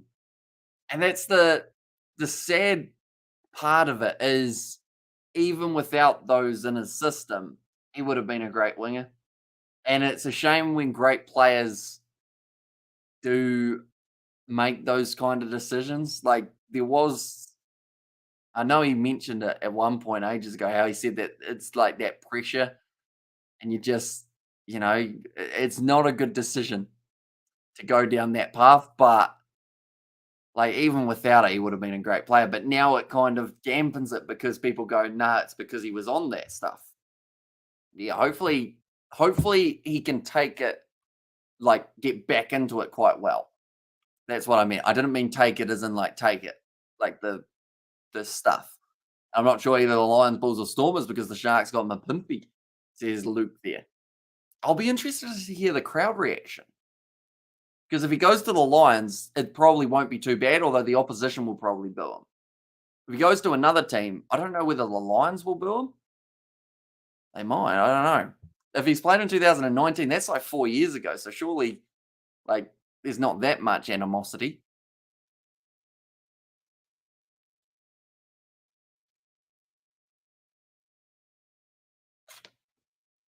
Kerwin Bosch gets that one over.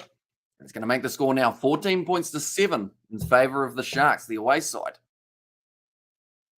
That shook the camera quite a bit, me just putting that bottle there. I must have slammed it down accidentally. Good work from Thacker Abrahams. Able to score that nice try. Right, the Lions here need to not allow the Sharks to score the next try, or else they will find themselves further and further out of this match. Apalele Fussy, nice run. Looks like now Grant Williams looking for his pass option, gives it off to Noche. I haven't said that man's name too much throughout the matchup. Right, Williams looking for it at the back again. Being told to use it. Few legs in the way of that ball rolling back, but he gets it out eventually. He's gone high now. This one might be quite contestable as well. It's a knock on from the Lions. Taken into the hands of the Sharks now, 50 metres out. Here comes Williams. Finds the offload. To Rancy Fans Rensburg. Here he comes. The Bulldozer moves up almost to the 22. Now to Chuka. Short ball to Francois Fenta. Williams goes to the left. Out to the wing where we did see a try not too long ago. That's a nothing kick from Kerwin Bosch, unfortunately. Just giving the ball away now. Horn will have time, but instead decides to run it. Gives it off to Max Wane. And the counter-attacking opportunity has been created. Off a poor decision from Bosch, and the penalty goes the way of the Lions. There's a lot of that in South Africa rugby. Schoolboy level, I heard. Hamish like steroids, says John Mills. It is a shame, but like, it still needs to be said there are a lot of players, a majority of players who don't engage in that. And like, sometimes South Africa, I feel like it's a bit rough because sometimes they do get that bad rap from people who aren't from South Africa, how they're like schoolboy rugby bad in terms of that. Oh, that looks like an injury of some sort for the Sharks here. But like, there's still all those other players who have worked tirelessly. Like, and some of them just live in the gym. Like, that's the other side of things. Some of them are just built like tanks because they put in that work and they want to be the best. Oh, Suplex City. No, it's going to be, yeah, Vern the Clock having a bit of a push and a shove. And he played every game on the left wing for the Springboks. Says Luke there. Yeah, I think it will be tough for him to get to international level just because of the previous situation.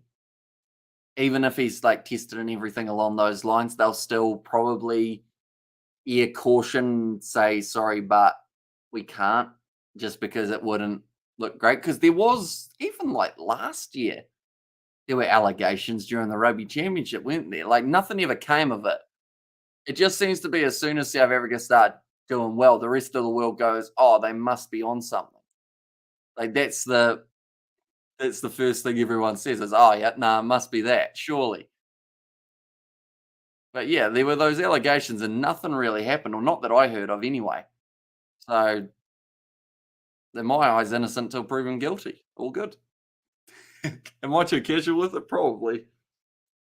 I feel like I'm too casual with a lot of things. Now, Kerwin Bosch. It'll be a relatively tough kick, 53 metres out. We've seen a few missed in this half of the field, mainly from Gianni Lombard. And now, taking those deep breaths. Kerwin Bosch just taking his time. He's got 10 seconds.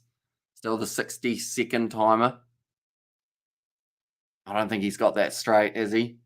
Gone away to the right-hand side. That's actually the fourth kick so far that's gone away to the right. Maybe the posts look like they're in a different position or something. Oh, okay. Apalele Fussy is holding either a rib or the abdominal. Just looking at that, it looks like it could be either. So he's going to be going off the field. And now the question is, where do they go? Because Cameron Wright, I assume they might drop Grant Williams out to a back and then maybe put Kerwin Bosch there. And not there on a high in South Africa with altitude, Hamish, says John in there as well. Yeah, I mean, altitude is always very good for fitness as well. You see a lot of fighters in the UFC or any fight organization, they go train at altitude so that they can then get those few more. It's a kind of interesting system because it's you want to try and get more white blood cells because they help with the oxygen factor, I believe it is. I don't want to sound like I'm too in depth, so I'm kind of only brushing it because I don't want to get it wrong. But yeah, pretty much you want more white blood cells, and training at altitude does actually cause that. So it can be quite good for you. But then also, to a certain extent, if you do it too much, it can actually have negative effects. But like, yeah, you want white blood cells because they're the ones that are doing most of the work.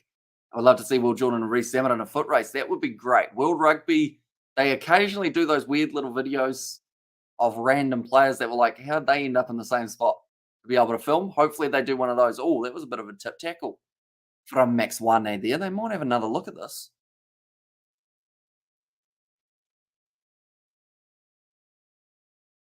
I don't think he quite tipped him enough to warrant anything more than a penalty if they gave it, but I think they might have instead just gone play on, did they? Yeah, it looks like just play on. In fact, no, sorry, that is going to be the penalty. Now, Kerwin Bosch taking his time to kick this one into touch. Only 24 minutes remaining in this matchup, ladies and gentlemen. Then we've got about a 15-minute break, and then we're straight into action for the Bulls versus the Sharks. Going to be a great game.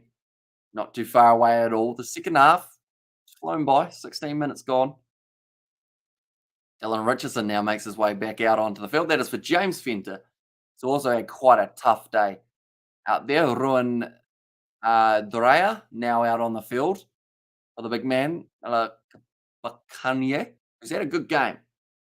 He's had some big hits, made a couple of tackles in the process as well. Who for the Bulls versus Stormers match? I think looking at the lineups, Stormers are still missing a few of their players that they would have liked to have, the likes of a Damien Willems or someone like that. But I think even though it's at but Loftus, that's the equaling factor for me. If it was a Stormers home game, I'd say the Stormers. Because it's at Loftus, the Bulls, I hope anyway that they put in a decent showing. But just with how the Stormers have been, it's a tricky, it's a pick 'em. Could be 7 points either side.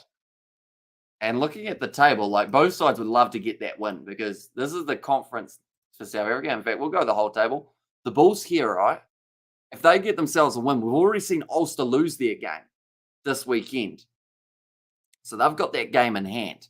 Well, not really because they've actually still played the extra one. But if they win, even without a bonus point, they go to fourth. With a bonus point, they jump right up to third on the table as we sit. So there's more in it for them than there is for the Stormers.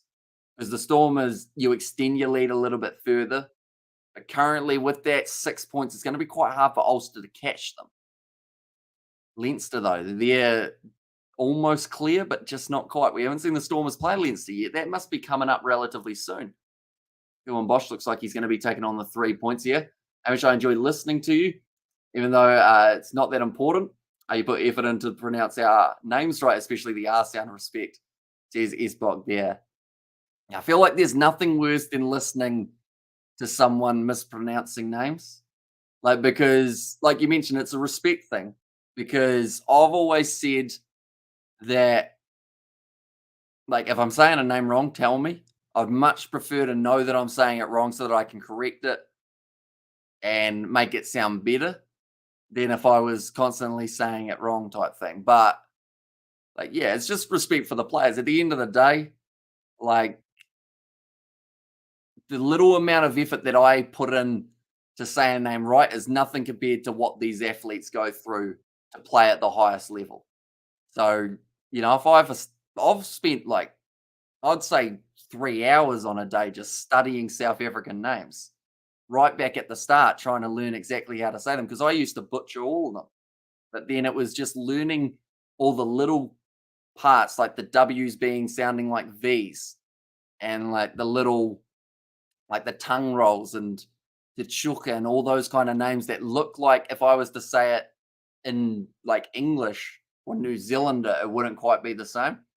And it was Habana, the quickest winger for the Box Irish. Oh, he was right up there, wasn't he? I still enjoy going back to an old-fashioned rugby game being the Springboks and just sticking Habana flying. And then did you see the New Zealand women's cricket team lost by 67 runs to South Africa Women's in the Cricket World Cup? I did.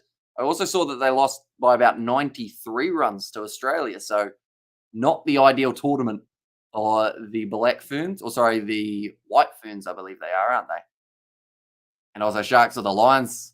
It's hard to tell at this stage. Oh, that's a knock on from the Lions. I'm going to say Sharks because I think there's a Lions comeback at some point coming, but they keep on dropping the ball to stop that from happening, which makes it a little bit more tricky. That time, Michael van Veeren does end up just putting that ball down. Knock it on there. There's not a lot of time left. So 10 points difference, which my scoreboard hasn't updated. There we go. Yeah, 10 points difference could actually be just enough in this game. It might be your kit. You did put it on earlier on, Morgan, and it seems like it might have done the job. They haven't conceded a point yet. Deep breaths being taken by some players out there, but 60 minutes through, I think we're going to have another bit of a stoppage here for Daniel Juster, who now might be going off the field with some sort of injury. St. Helens beat Penrith Panthers. Did they? 13 points to 12 to win the World Club Challenge. Did they go down by 12 to start with? Boulders and Steel. I thought I saw that the Panthers were up about 12-0, so St. Helens firing back. Tell you what, that's going to rack up a few Aussies, isn't it? Big time. Because I think a lot of them went into that game thinking it was going to be a breeze because we saw St. Helens defeated by someone else the week prior in the preseason, weren't they? I can't actually remember who they ended up playing. Or were they beaten? And bloody St. Helens, so fed up with them, says Sebastian. Wait, so you would have rather an Australian team win, Sebastian, than an English team? Maybe. Well, I guess to be fair, you're winning the cricket easy enough, and so that's enough excitement for England in one weekend. Why do you say that the Lions might hit the comeback, says Nzuzo? The only reason I say it is they've been lackluster in this game, and that one run that we saw between Morne Vandenberg and Marius Lowe was the silkiest that we've seen from them in this matchup. So they might have 18 minutes of playing badly, but I think there's still one last try in them. Just because if they don't have it, it'd be very disappointing because there's just I think Lions score one try, but I think Sharks get two more in the last 20 minutes here. It's looking like their momentum's going that way. I'm tired of St. Helens winning everything in the last 4 seasons of the Super League. Yeah, 4 in a row is getting Crusaders isn't it? The people probably don't like them that much. So that would be the equivalent, I guess, in a way, of Crusaders taking on Leinster and Leinster winning. In a way. Oh. No, sorry. It would be the Crusaders beating Leinster, wouldn't it? Now, nice work from Hans Rensburg. Brilliant turnover from Marius. He's putting in a shift today. Guess are not finished yet. Tomorrow's another day, says John. It is, and it will be the last day of that test. Referee having a half make the tackle there on a mini Orchard Shuka.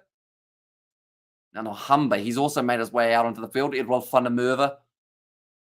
And a step through. Looks like there's some sort of injury there on the far side. Oh, no, that was a rough one. Did he somehow hang on to that? Yes, just in the fingertips. Yes, every women's cricket team play Australia in a few hours, so I expect them to lose by 100+ runs too. There's Yanri now. No, nice run. Sangweni, he's out. Just the foot in touch. Brilliant defense again from the Sharks. Good stuff. Their defense has been great in this game, the Sharks. As lackluster as there has been the amount of attacking opportunities, but it's going good in the defensive side of things. You have no idea how cocky St. Helens have become. Unbearable to be in the presence of them, says Sebastian. So who's your English team, Seb? I'll be honest, I know St. Helens. I know the the Warrington Wolves? Is that a team or is that the wrong comp? Is that actually, no, who's the football team? Wolverhampton Wolves, is it? No, Wolverhampton. Might just be Wolverhampton. Warrington Wolves. Oh, so that's actually your team. Maybe that's why I knew them. The fans, I mean, says Sebastian. I think if someone was like, I'll give you $100 if you could name another side in that comp, I couldn't. As sad as it would be. I know those two. And that's as far as me knowledge goes. Like, no amount of money would refresh my brain to another side. How many teams? Is it 6 teams in the comp? Who else we got? Is it just like a region? Oh, that's a big hit. Sharks getting themselves another penalty. And yeah, and Arsenal beat Villa 2-4. Says Yanri. I saw that they were also 2-all, were they? In their game. I think I saw when I was looking through at the upcoming fixtures and also yeah, how the table was sitting. Kerwin Bosch now going to be kicking this one for the touchline. Making good time in the second half, I will mention. They started at about 3 minutes past 3. Currently 27 minutes and 23, 12 teams, mate. They need to choose from. 12. St. Helens, Warrington. Does St. Helens wear red and white? Are they the red and white team? I think they are. Wow. Nothing. My brain literally, when they have like that meme of like Patrick from SpongeBob, how they zoom into his head and it's just the monkeys crashing the symbols. That's what's just happened to me. Just crashing the symbols in my brain. Nah, there's nothing. Super League and the XFL starts this weekend. Says bold as a steel. There's a lot coming up, isn't there? Oh, gonna be an awkward one. Nicely taken. Yeah, red and white. You're flying so fast, says Sebastian. Wait, are they actually red and white, or did I say the wrong colours? Manchester United drew against Barcelona 2-2. Is Yanri. Or Neil Powell's a little bit frustrated in the commentary box, or sorry, in the coaching box by the Sharks. Another drinks break. Sun's actually come out, which is interesting because it was raining earlier, but now it's actually quite a nice afternoon. Hopefully that is the case for the next game between the Bulls and the Stormers. I think we want a drier field. So Carlos Sadie yelling out to a teammate. Who's he yelling at? Not sure. Looks like there might be a bit of an injury to, I think it was actually Michael van Veeren. A bit of the injury there. The Lions coaching box. Last 3 results when these two sides have played. See, that's the thing. In one of those games, the Lions actually managed to get themselves 37 points. It's just they lost 47-37. Do you think the Catalan Dragons have a chance of winning this year's Super League? Well, I can tell you that the Catalan Dragons is another side that I have never heard of, unfortunately. So I feel like, sadly, I'm the wrong one to ask. Sebastian, though, might be a good guy to ask there.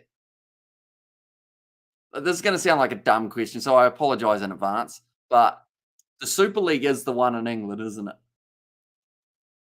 Because every time I hear Super League, I think of one of the cricket leagues. But that's not it, is it? For some reason, Super League makes me think of the European cricket competition. And who's this Joe Westerman name guy, Hamish? Says Joe Westerman. Where's Joe Westerman? Don't know. I don't think the Dragons will win, says Sebastian. Right, I trust Sebastian. Can't believe Glasgow Warriors beat Ulster 17-11. Yeah, it's a big win. It helps them get a little bit higher up on the table, and also it helps drop Ulster that bit further so that now, if there's a bonus point win for the Bulls, they will actually manage to get themselves through to 3rd place at the end of this. Ow, the end of the round. I keep on punching my keyboard. It's not smart either because it's just like my hand going down. I've actually smacked into 3 doorways today. So I don't know whether it's, dehydration or something, but I was out on the field all day playing cricket. It was very hot, but just, don't know, you got to go through the doors. But unless I'm walking through doors like this, maybe, because I keep on smacking the elbow. Maybe I'm trying to cut the corner like I'm on a bike. You know how they put their knee down? And they're the French side in the comp. And Sharks will win, it's obvious. Says Nzuzo. Do you think they get the bonus point? They need 2 more tries. Do you see it happening? And Nzuzo, do let me know. Or a little bit off the ball stuff between Werner Koch and someone again. Dylan Richardson. I think they should get the bonus point here. They've got a good attacking play going now. Notchia taken down low. And the Lions' defense hasn't quite been as strong. Oh, that looked high. Caught him round the chin. This might be a yellow card. Now, Marius Lowe, if he's off the field, that's going to take away the opportunity for the Lions. Yeah, he got him right round the chin. Checking on him to see if he's all right. He got slapped up. Boom. Right on the jawline. Yeah, Munster destroyed Ospreys 60-3. Australia in shambles. There's Yanri now. Tricky one, isn't it? Right, they just want to check this one to see if it's yellow or red. Either way, we're not going to see a lot more of Marius Lowe throughout the rest of this matchup. The French side, Kettle and Dragon, just like the Warriors in the NRL. Oh, okay. Good. I'm learning so much already. I'll be honest, some of the information might go in one ear and out the other. And who do you think will be the leading try scorer for the Salford Red Devils, Hamish? I trust you, says Sebastian. Well, Sebastian, seeing as I have extensive knowledge of this team, I would say I think that the number 2, the main number 2, is going to score a lot of tries this year. Do you know who he is? Because I sure do. I can't believe Munster put half a century on Ospreys. What's going on, Marina Hamish? Good afternoon. Welcome in, mate. You doing well, mate? Have you been working? Because we're currently a random hour of the night. So have you had work today or you just up for a late one?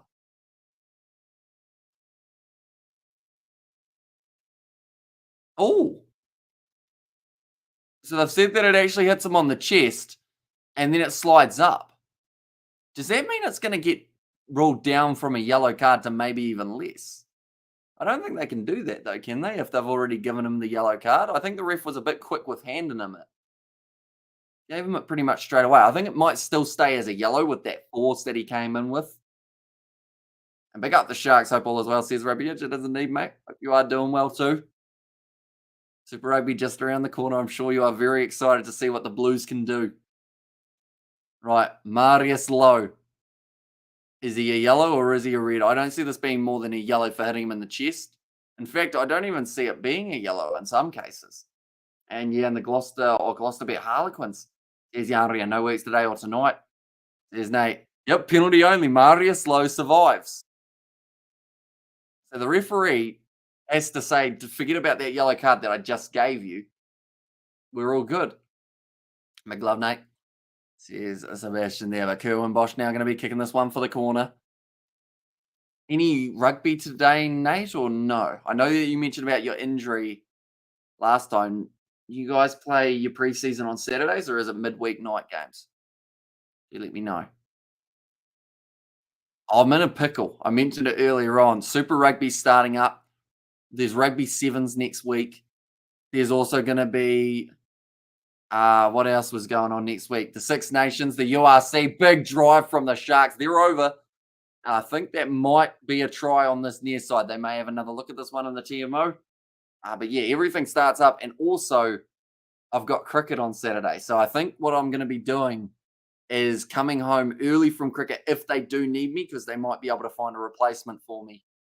But what might end up happening is I may end up playing half a game, driving 30 minutes to get home, and then covering Moana Pacifica versus the Fijian Drua. So it's a weird scenario at the moment that I find myself in. And Blues lost to the Chiefs. Should we look a lot into that or no? Nah. Like 38 players, I think, came on the field for the Chiefs throughout that 90-minute game. So I wouldn't look too deep at it. I'd look at the fact that throughout that first kind of 30 minutes or so, the Blues did have quite a strong side out there and they didn't manage to do too well. URC catch-up games next week. That is also true. All right, we're checking this one. And Arahanui, Hamish. Well, Sebastian, I'm still injured, Hamish. It's a shame. It's a shame there. I actually buggered me groin today at cricket, sadly. And then I had to bowl, and I bowled some of the worst deliveries you will ever see. The best thing is, it's on GoPro, and it's actually from umpire cam. So you'll see some rippers going down the field. Right, it's going to be the try for the Sharks. This should secure their victory now, with us sitting in the 67th minute of the game. Now they're just one away from the bonus point, though, and that will be what they are searching for. Fezambata gets himself the try there. Nicely done off the rolling ball of the Sharks. And nice Amish, the GoPro says, Nate, yeah, I've got last week's game and this week's game both to edit. The slight problem I've got is for both of them, I've got 3 camera angles at time. And to sync them all up, because like this camera, where are we? Here we are. The RCN's open. There we go. This camera here, it's decent, but it only records in 15-minute increments before you have to start and stop it. So you put that alongside the GoPro, which I can't reach. One of them records for 30 minutes or so. And then also alongside that kicks mist. So that will keep it at 22.7. The other one records for about 8.5 minutes. So syncing up all of the audio, all the footage is terrible because you got to try and get those matched with the 8 minutes, or like the 31s matched with the 8s. And then you got to try and match the like kind of 10 to 15-minute ones as well. I just thought it was the Sharks and it was Fezambata who got himself over the line. A nice rolling maul try for the Sharks. The only pro thing in that field was the GoPro. Yeah, she wasn't great. Oh, geez, that's flown off someone's boot on the touchline. Did you bowl a double bounce drag down Hamish? That might have been involved at some stage throughout it. That's the thing. Last week I bowled better, but I didn't really get it on footage, only from way back. And thanks, I love you, says True. Do you have bad boy written as your thing? You do have bad boy. I thought I read bad boy, but I see is that a rugby ball or is it a symbol for something, Drew? Do let me know. I'm curious. And did you create the logo yourself? Awesome, Irish Works, says Nate there. But yeah, there's plenty of footage to go through. But then I've also there's one fella in our team, one of the older adults in the team, has said that he doesn't want, like, I think, it's a tricky one because he said he doesn't want to be on camera.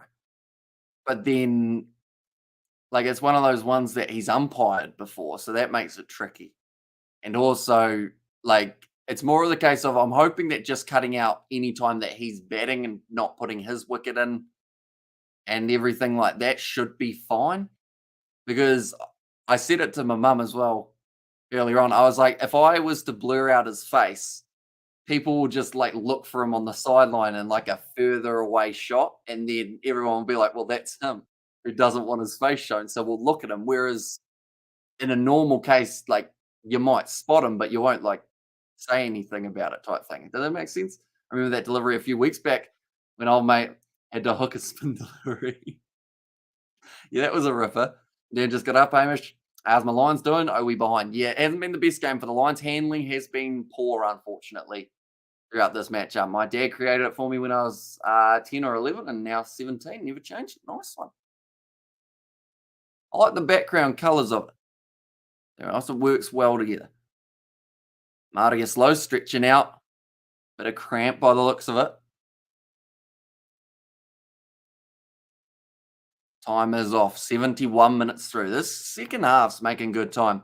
Is he an Aussie, Hamish, that old fella? Well, he's not too old, but no, he's from New Zealand.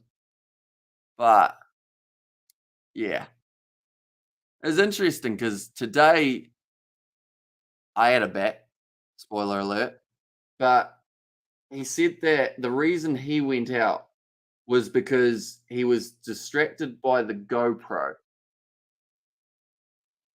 that was quite far away that he couldn't really see. But he said that was the thing that made him go out. Not the fact that he played a rank shot that deserved to go out, but no, it was the GoPro's fault. So I think he talks a lot. Come on, the Brumbies, says Michael. The Brumbies? Geez, that's a throwback. Is that Michael? Are you Master Mal? Because I know that Master Mal really enjoyed going for the Brumbies throughout Super Rugby. And of course, they're not too far away from playing their first game next week. But they do end up playing. Now, 9 minutes remaining in this contest. Should be a good one. See if the Sharks can get themselves the bonus point. If they do, they'll move up to third. In fact, that's a lie. They were in 8th at the moment. I believe if they get the bonus point, they might move up to about 5th or 4th on the table. But Cameron Wright feeds the ball, and spoiler alert, yeah, spoiler alert, I did bat. But yeah, you won't get to see his wicket anyway, because else then he'll throw a tantrum. That's going to be the penalty going the way of the Sharks.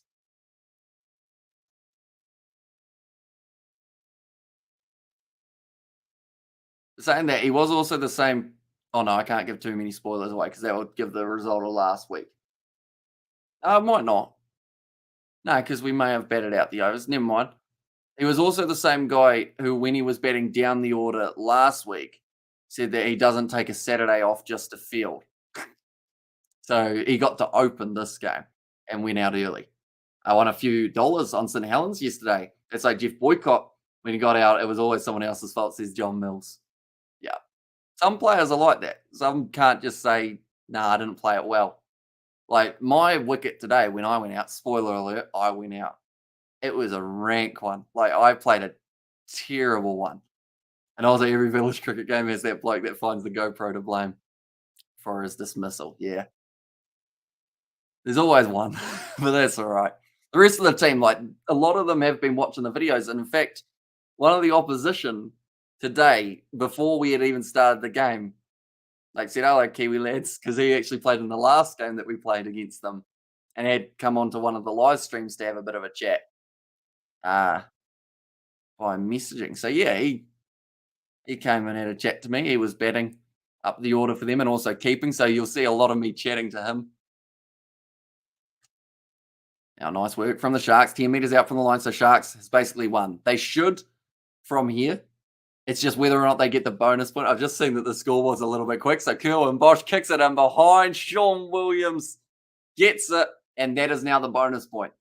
So that will give them the 5 points from this match as a result rather than the 4. So looking through at the table, that now will mean that the Sharks will move up past Benetton. I thought that they did a little bit more of a jump, but they will be up to 38 points. And that will actually be back to them having the same amount of games as everyone else in that top 11. They were one behind, but great work there from the Sharks. The grubber in behind sits up nicely, slams it down for Grant Williams. Good stuff. It was actually quite good batting today or even fielding, because with how dry the ground is, like there was just that little cross breeze that made it so much more bearable than last week. Like last week was hot ass. It was rough. There we go. Kick's gone over. 29 points to 7. Yeah, I'm very glad that we had trousers because I mentioned about this one earlier on. Like that's just grass burn from sliding pretty much. Just ripped clean off the top. Whereas like the knees, luckily when you're diving with your knees and you got the pants take all the brunt. You know? Let's kick tie. I should mention I'm not complaining about a little bit of grass burn because I know it seems ironic going, look at the fucking my sore arm when these guys are out there going bang straight into each other's faces. But nah, it's all right. She'll be a stinger in the shower, but that's about it. Now Cameron Wright. It's gone high now. Well, that's just clear blocking from the Lions player, Nohumba. That's going to be a penalty against them. Nope, they're just going to go. And whereas Leo's sitting on the table, Amish. Leo the Lion, I assume you're talking. They are sitting 13th at the moment. The reason I said talking about Leo is because Leo was actually the name of the guy who was keeping today. So I thought you were talking about like where his team are in the group, but I realized that wasn't the case. I was like, yes, says Nzuzo there.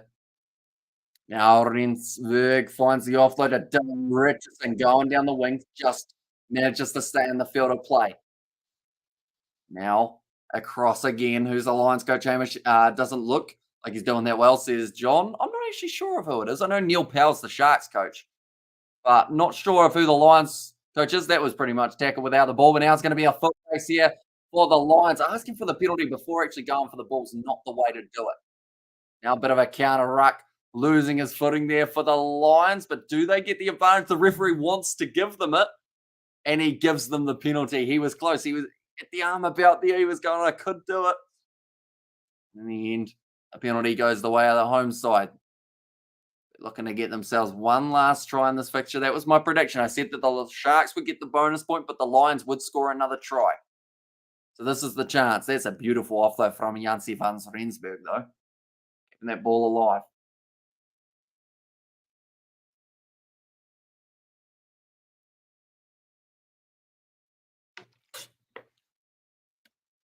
Yeah, so it was that pullback that I said could have been the penalty. In fact, it was. I am the man without the ball, the penalty. I'm going to have to fill this up before the next game. This bottle, I don't know how much it holds. I don't know if it's 600 mils, though, because I seem to down it pretty easily. It looks very green from the green screen reflection. And Leo was that youngster. Was in your first GoPro vid, Hamish? Says John.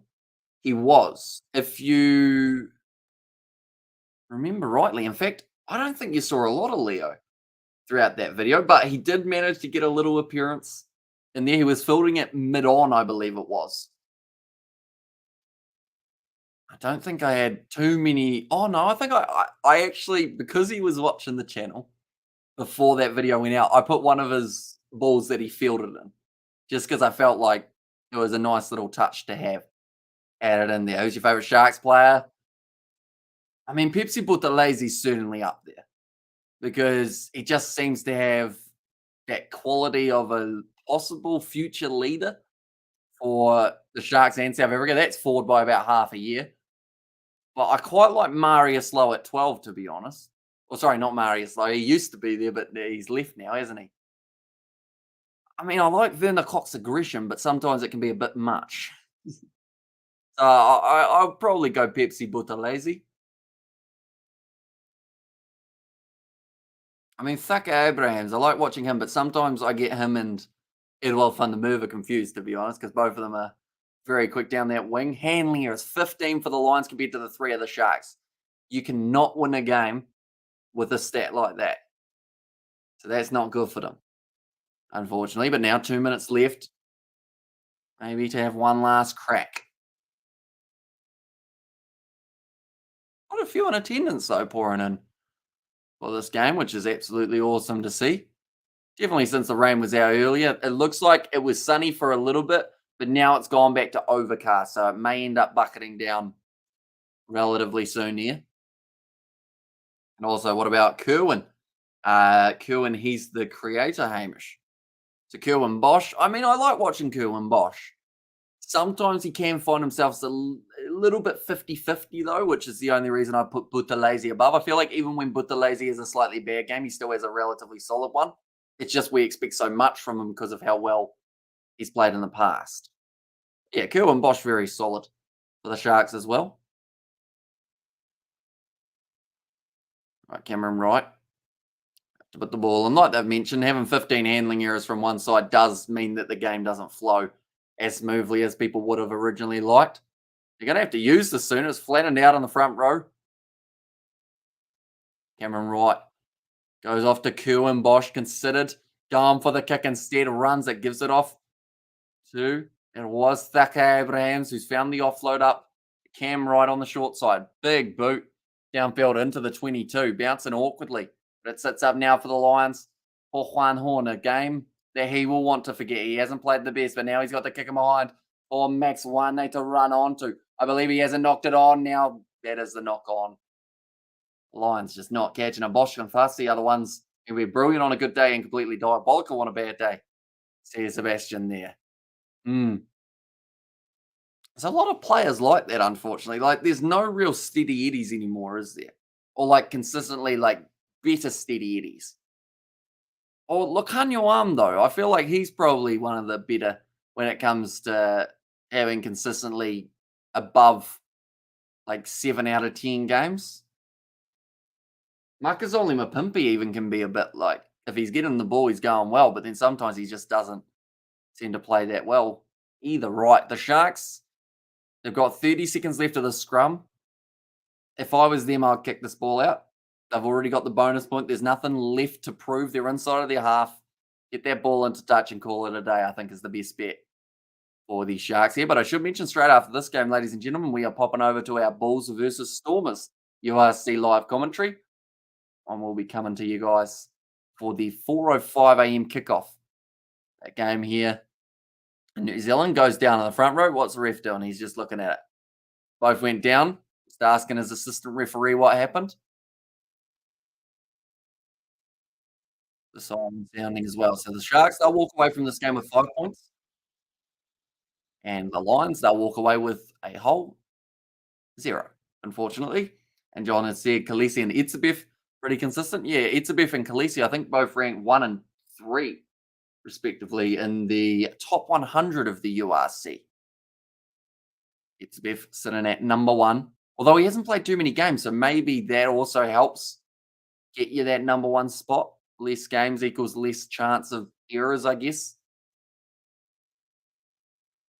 I think it might be raining again at the ground, just by the sounds of the microphone. Right, that ball will go in. Cam Wright should just get this one into touch, does he? Back into the pocket. Kicked out by Kerwin Bosch. And that will be the end of the game. 29 points to 7. A win for the Sharks away from home. The streak for the Lions losing against South African opposition continues. Gonna have to break it at some stage, but when will that be? Nonetheless, thank you all very much for tuning in. Like I mentioned, we've got about a 4-minute break. Then we are straight back into the action for the next matchup, and that will be the Bulls versus the Stormers. But thank you all very much for tuning in. If you didn't enjoy, be sure to leave a like and subscribe to the channel. And I'll see you all in a few minutes' time.